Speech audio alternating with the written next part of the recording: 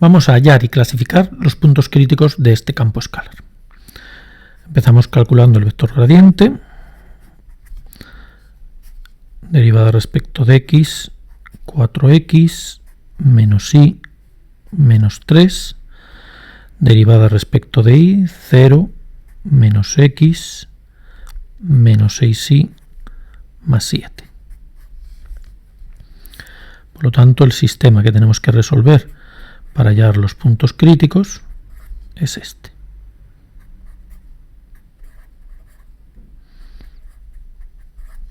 En este caso tenemos un sistema de ecuaciones lineales y recordemos que la mejor manera para resolverlo es utilizando reducción.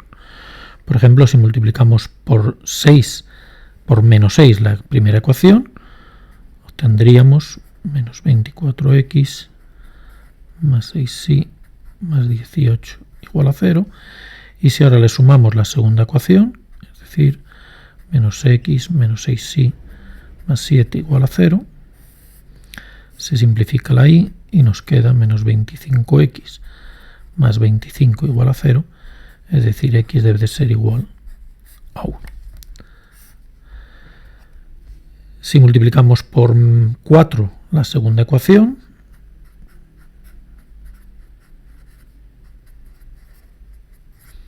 obtenemos esta ecuación, y si le sumamos la primera,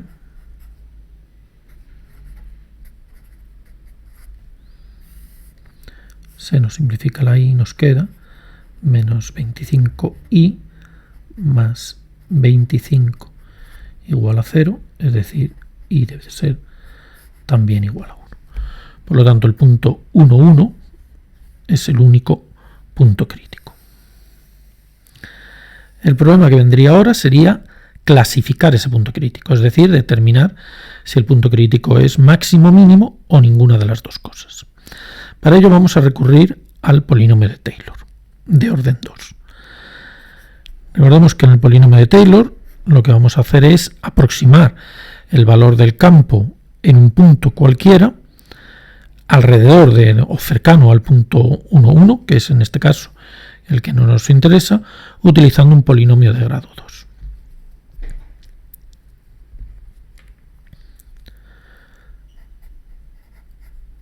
Si queremos aproximar el valor del campo en un punto cualquiera, lo que vamos a hacer, en lugar de trabajar con las coordenadas x y del punto, lo que vamos a trabajar es con la diferencia, es decir, con el vector u determinado por esos dos puntos.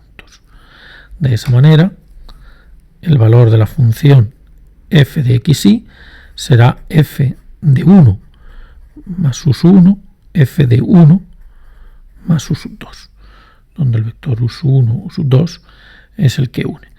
Esos vectores u son los que nos dan el valor de la función cuando nos alejamos desde el punto 1, 1 en esa correspondiente dirección.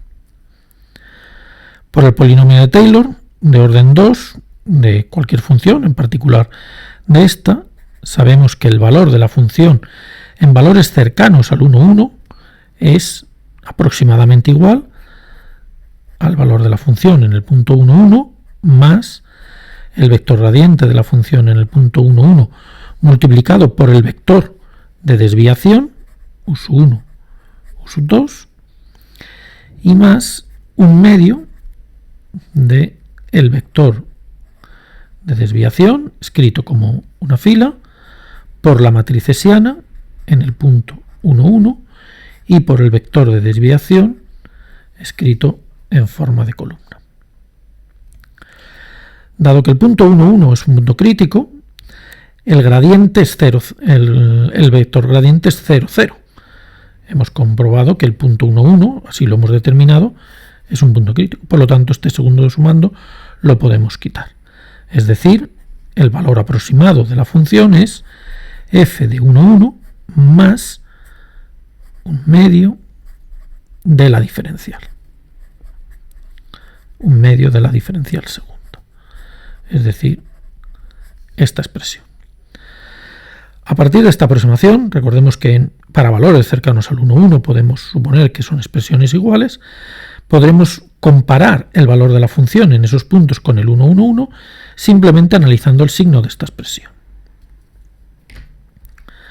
Si esta expresión fuese positiva, querría decir que al valor 1, 1 le estamos sumando algo, y por lo tanto todos los valores estarían por encima del f de 1, 1, es decir, el punto sería mínimo. Si para cualquier vector de desviación el resultado fuese negativo, al contrario, el valor de f de xy lo obtendríamos restándole algo a f de 1, 1, y por lo tanto f de 1, 1 estaría por encima de todos ellos, es decir, el punto sería máximo. Si encontramos vectores de desviación que nos dan un resultado positivo, vectores de desviación que nos dan un resultado negativo, el resultado sería un punto silla. Por lo tanto, la clasificación se reduce a comprobar cuál es el signo de esta expresión. Calculemos entonces el vector gradiente de la función, la matriz hessiana de este campo escalar. Lo que hacemos es derivar las diferenciales que habíamos calculado previamente, otra vez respecto de x y otra vez respecto de y. Empezamos, cogemos la primera componente, derivada respecto de x es 4, derivada respecto de y menos 1, y con la derivada respecto de y hacemos lo mismo, derivada respecto de x menos 1, derivada respecto de y menos 6. Recordemos que si estamos trabajando, como vamos a hacer en este tema, con funciones que son continuas y derivables, sus parciales también son continuas y derivables, y sus parciales de segundo orden también son continuas y derivables, como ocurre en este caso, el resultado, la matriz hessiana debe de ser siempre simétrica, como ocurre en este ejemplo. Ya podemos calcular entonces la diferencial segunda en el punto 1, 1. En este caso la matriz hessiana es constante para cada punto y en particular en el 1, 1 es la misma matriz. La diferencial segunda es entonces el producto de estas matrices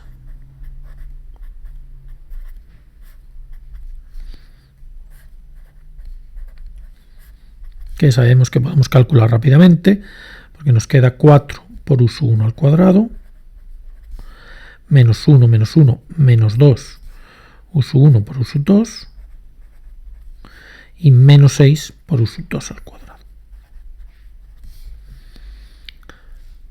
Como hemos dicho antes, lo que tenemos que decidir ahora cuál es el signo de esa expresión. Para hacer eso vamos a utilizar la técnica de completar cuadrados, que nos permite transformar esta expresión en sumas o restas de expresiones cuadráticas, es decir, expresiones cuyo signo conocemos, son siempre positivas. Aunque hasta ahora solamente habíamos utilizado la técnica de completar cuadrados para polinomios de una variable, la técnica para más variables es la misma. Es decir, nos vamos a fijar en una de ellas, por ejemplo, en us1, y vamos a completar cuadrados fijándonos en la variable us1 y por lo tanto suponiendo que las otras variables son constantes. En este caso es más fácil empezar por us1, como hemos dicho, para obtener 4us1 al cuadrado como un cuadrado, pues debemos de utilizar el sumando 2us1. Para el segundo sumando de esta primera expresión, nos fijamos en el sumando que contiene us1 sin potencia y recordamos que esta expresión debe de salir del doble del primero por el segundo. En este caso, para obtener ese resultado, necesitamos un medio de us2. Lo comprobamos, el cuadrado del primero es 4 por us1 al cuadrado, el doble del primero por el segundo, 2 por 2, 4, dividido por 2, 2, us1, us2, es decir, tenemos los dos sumandos que contienen us1, están recogidos en esta expresión. Sin embargo, nos sobra el cuadrado del segundo sumando, por lo tanto lo tenemos que quitar, menos us2 al cuadrado partido por 2. Y naturalmente le añadimos el sumando que venía en la expresión inicial. Si simplificamos esta expresión, el resultado es 2 por us1 menos us2 medios al cuadrado menos 25 cuartos por us2 al cuadrado. En este caso hemos obtenido dos sumandos cuadráticos, como obtendremos siempre, uno con coeficiente positivo y otro con coeficiente negativo. Esto nos indica que no va a ser ni máximo ni mínimo y por tanto va a ser un punto de silla. Vamos a comprobarlo. ¿Qué es lo que tendremos que comprobar? Que efectivamente hay direcciones en las cuales el resultado es positivo y direcciones en las cuales el resultado es negativo. Por ejemplo, si nos fijamos en los vectores de la forma U1, 0, es decir, en los cuales la segunda componente es 0, este segundo sumando se nos va a anular y por lo tanto nos va a quedar solamente este primero. Concretamente, en este caso, el resultado es, esta expresión también se anula, 4 por U1 al cuadrado, es decir, positivo.